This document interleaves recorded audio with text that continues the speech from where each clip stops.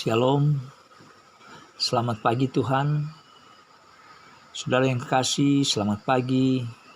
Saya percaya pagi hari ini ada yang sudah bangun dan rindu untuk mencari wajah Tuhan dan hidup bergaul dengan Allah. Di pagi hari ini, saudara-saudaraku yang kasih dalam Tuhan, kita berjumpa kembali dalam seri pengajaran HBDA 36 yang berjudul Kita Jangan Menolak Tuhan. Saudara-saudara, sebelum kita membaca firman Allah, mari kita berdoa. Ya Allah Bapa di sorga, Bapa yang kudus yang maha kuasa, dan dalam nama Tuhan Yesus Kristus sebagai Tuhan Juru Selamat kami yang hidup, sumber pengajaran dalam kehidupan kami.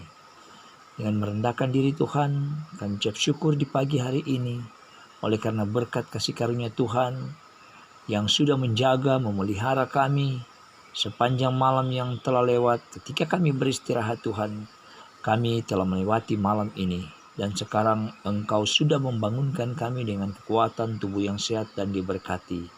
Ini semua karena kasih, karunia, kebesaran, kemurahan hati yang Tuhan berikan bagi kami. Bapa, memulaikan tugas pekerjaan di pagi ini, kami ingin membaca firman-Mu.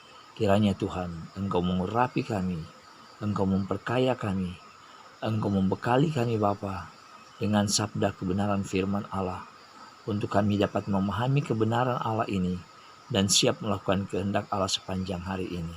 Di dalam nama Tuhan Yesus, berfirmanlah, kami siap mendengarnya. Haleluya. Amin. Saudara-saudara, firman Tuhan yang akan kita baca pada pagi hari ini, kita ambil di dalam kitab Markus 6, ayat 1 sampai 6a, yang berjudul Yesus ditolak di Nazaret. Kemudian Yesus berangkat dari situ dan tiba di tempat asalnya. Sedang murid-muridnya mengikuti dia. Pada hari Sabat ia mulai mengajar di rumah ibadat, dan jemaat yang besar takjub ketika mendengar dia, dan mereka berkata, "Dari mana diperolehnya semuanya itu? Hikmat apa pulakah yang diberikan kepadanya? Dan mujizat-mujizat yang demikian bagaimanakah dapat diadakan oleh tangannya? Bukankah ia ini tukang kayu, anak Maria, saudara Yakobus, Yoses, Yudas, dan Simon? Dan bukankah saudara-saudaranya yang perempuan ada bersama kita?" Lalu mereka kecewa dan menolak dia. Maka Yesus berkata kepada mereka, "Seorang nabi dihormati di mana-mana kecuali di tempat asalnya sendiri, di antara kaum keluarganya dan di rumahnya. Ia tidak dapat mengadakan suatu mujizat pun di sana, kecuali menyembuhkan beberapa orang sakit dengan meletakkan tangannya atas mereka." Ia merasa heran atas ketidakpercayaan mereka. Haleluya. Demikian pembacaan firman Allah. Berbahagialah saudara di pagi hari ini yang mendengarkan firman Allah dan memelihara serta melakukannya dalam kehidupan sehari-hari. Saudara-saudara, ada seorang ibu janda tua hidup bersama dengan anak lelaki satu-satunya di suatu desa jauh dari kota. Anaknya ini tumpuan ibunya dalam mencari nafkah. Pendapatan seharinya hanya cukup untuk biaya makan sehari-hari, tetapi sehari-harian mereka sangat bahagia. Walaupun rumah papan kecil, gubuk kecil, dan sederhana. Di halaman rumah penuh dengan bunga-bunga indah. Pagi dan sore ibu janda ini menyiram sambil bernyanyi ceria. Suatu hari anak lelakinya ingin mengadu nasib mencari pekerjaan di kota. Walaupun sangat berat hati, akhirnya ibunya merelakannya dia pergi ke kota. Sudah setahun lebih anak lelakinya telah bekerja di kota yang jauh dari desa, berada di pulau yang lain. Suatu saat ada seorang pendeta kebetulan melewati dan memperhatikan bahwa kenapa ibu janda ini sudah jarang keluar rumah, sudah jarang bertemu, dan kelihatan bunga-bunga di halaman rumah telah layu dan sebagian telah mati. Bagaimana keadaan ibu janda ini? Apa masih tinggal menetap di rumah itu atau tidak? Nah, itu pikiran pendeta ini.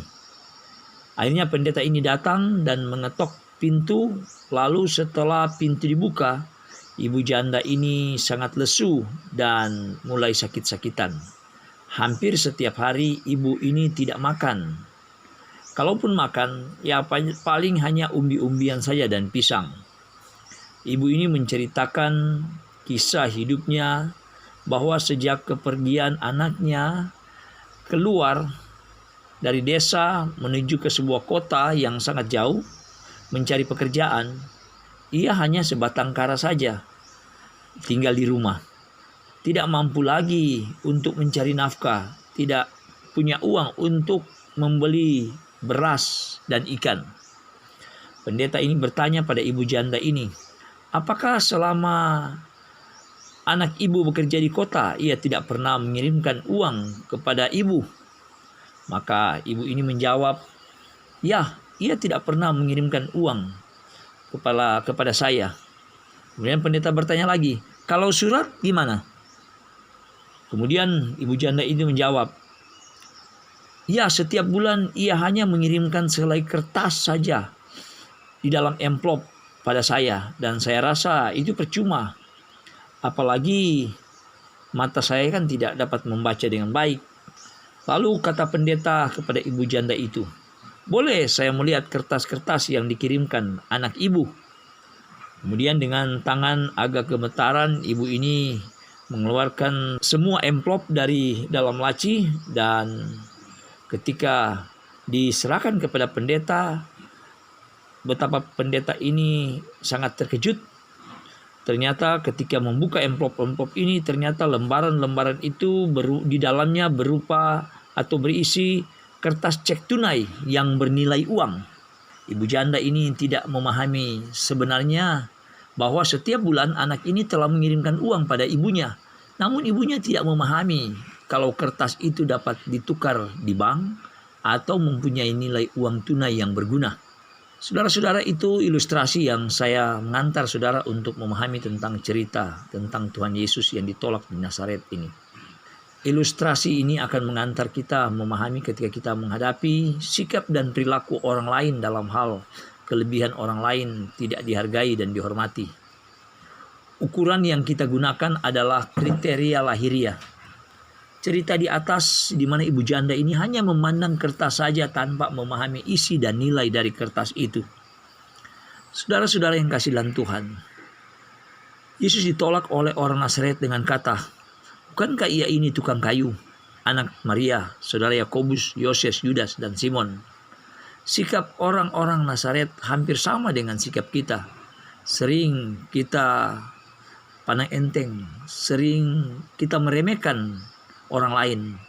Apalagi kalau ada seseorang di sekitar hidup kita atau di kampung halaman kita sendiri, kelihatan dia sangat kreatif, dia orang yang berhasil melakukan sesuatu, dia mengajar, dia membina banyak orang, memberi nasihat, dan sifat kecemburuan atau iri hati itu nampak sekali dalam hidup kita.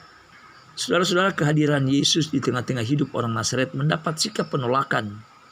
Walaupun Yesus telah menunjukkan bahwa ia memiliki kuasa sebagai guru agung, sebagai nabi, bahkan dia sebagai juru selamat bagi manusia.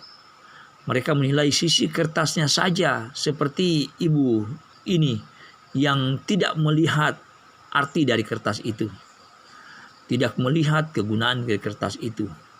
Dengan kata lain, bahwa orang Nazaret merendahkan Yesus karena status keluarga dari kelas bawah.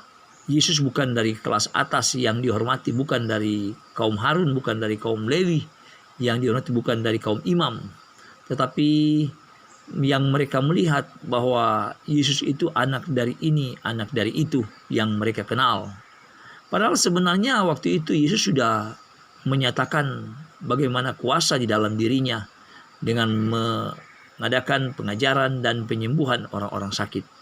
Saudara-saudara, di dalam kehidupan kita sering menolak Tuhan. Banyak. Kita seharusnya beribadah di pagi, hari, siang, malam, mencari Tuhan, bersekutu dengan Tuhan, tapi dalam hatinya kita tolak. Kita tidak mau bersekutu dengan Tuhan, dan ini yang sering terjadi dalam kehidupan kita. Mudah-mudahan firman Tuhan ini memberi satu pengajaran yang baik bagi kita di pagi hari ini, dan satu kebanggaan apabila di dalam lingkungan keluarga, masyarakat, suku bangsa ada seorang yang mengangkat derajat dan kepercayaan, status dan harga diri Karena hal-hal ini memang kelihatan bersifat alamiah, di luar kemampuan dugaan kita. Janganlah kita merendahkan martabat dan derajat seseorang dengan menggunakan ukuran materi. Kita melihat karena tingkat pendidikan orang itu rendah, orang itu tidak memiliki jabatan atau status keluarga yang kelas bawah, orang miskin. Karena kita harus tahu bahwa Tuhan tidak pernah membedakan orang-orang dari sudut lahiriah. Tapi percayalah bahwa saudara yang sudah mendengarkan firman Allah ini akan melakukan firman Allah ini, bahwa kita harus memandang semua orang dengan penuh kasih sebagaimana Yesus memandang semua orang dengan penuh kasih. Tuhan memberkati kita pagi hari ini. Mari kita berdoa. Bapa di sorga, terima kasih atas firman ini. Kami tidak menolak Tuhan. Kami menerima Yesus secara pribadi dalam hidup kami.